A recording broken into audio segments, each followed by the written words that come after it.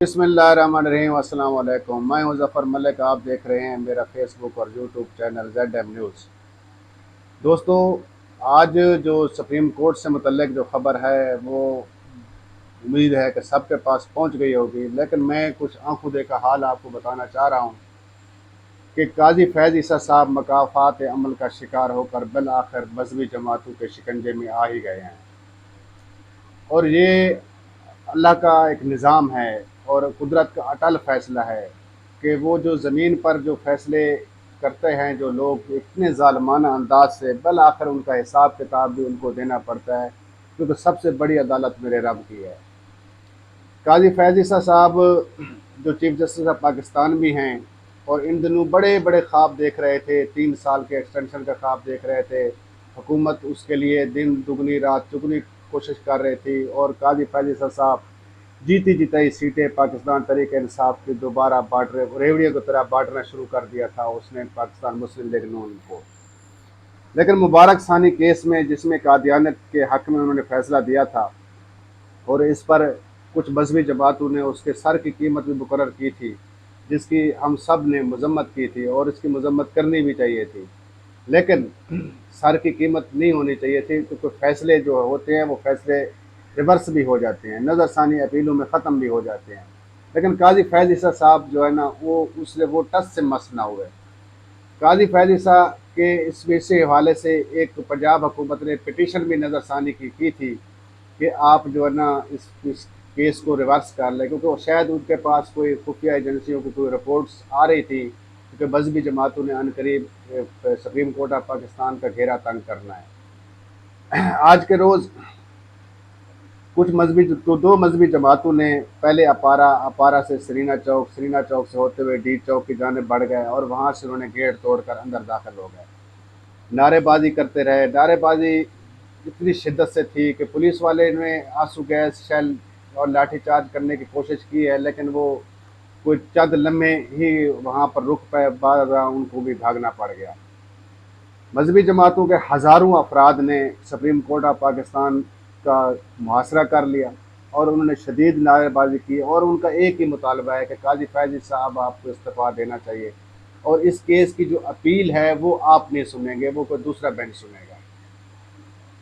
काजी फैज़ जो कि इन दिनों रात को जब गहरी नींद में होते हैं तो बहुत बड़े बड़े ख्वाब देख रहे होते हैं, वो ख्वाब अब उसके चिकना चूर हो गए हैं। मेरे ख्याल के मुताबिक मेरा उसको एक मशवरा है कि वो अभी से ऐलान कर दे कि मैंने एक्सटेंशन नहीं लेनी, मैं मेरे पास जो 1.5 महीने का या महीने का जो टाइम है, मैं इसी टेन्योर में रुखसत हो जाऊंगा, तो उसकी इज्जत बाकी रह सकती है। अगर वो एक्सटेंशन के चक्करों में भी पड़ा रहा, और उधर से मुबारक सानी केस जो उसके बिल्कुल हलक तक पहुंचा हुआ है, वहाँ भी वो मजहबी जमातें पीछे हटने वाले नहीं हैं। आज जंग खून का जो जनून था, उनके जो नारे थे, वो नारे मुझे नहीं लगता कि वो नारे जो है ना वो हमें शौकिया लगा रहे थे, नहीं, नारे उनके दिल की आवाज़ें थी।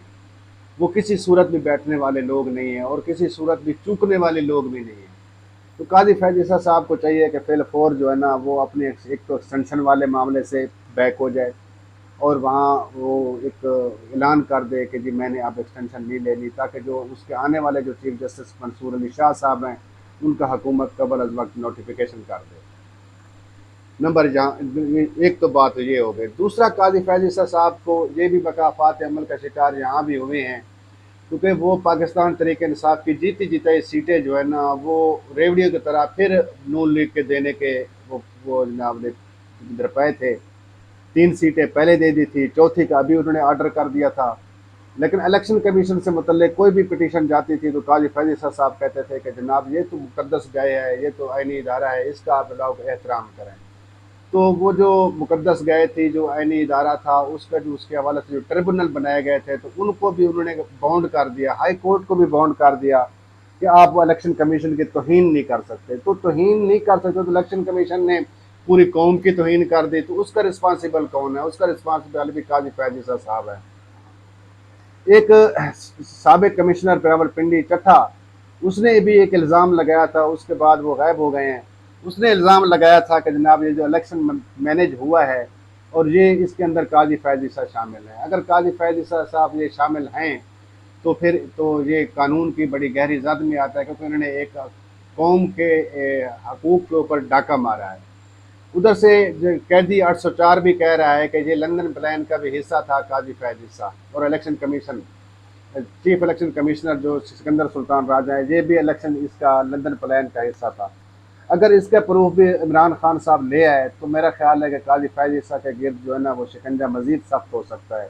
रेफरेंस उसके खिलाफ बड़े तगड़े आए हुए हैं जुडिशल इसमें कमीशन में, लेकिन उनको भी नहीं सुना जा रहा। मेरे इस हवाले से अपील है, कानून नाफिज करने वाले इदारों से भी अपील है कि वो किसी तरीके से मजहबी जमातों को जो है ना उनको गुस्सा ठंडा करें और काजी फैज ईसा साहब को भी कन्वेंस करने की कोशिश करें। और काजी फैज ईसा साहब इतने बड़े मनसब पर बैठ कर अब एक फैसला अपने से मुतल्लिक भी कर दें कि मैंने एक्सटेंशन नहीं लेनी और ये मुबारक सानी केस को जो है ना मैं रिवर्स लेता हूँ, तो इस हवाले से हमारा मुल्क और कौम एक सुख का सांस भी लेंगे और हम एक हिजानी सी कैफियत से भी बच निकलने में कामयाब होंगे। इसी के साथ इजाज़त चाहता हूँ। मैं आपसे दरख्वास्त करता हूँ कि मेरे चैनल को सब्सक्राइब कर लें, लाइक कर लें, बेल का बटन दबा दें ताकि मैं कोई वीडियो करूँ तो आपके पास जल्दी हाजिर हो जाया करूँ। अल्लाह हाफ़िज़।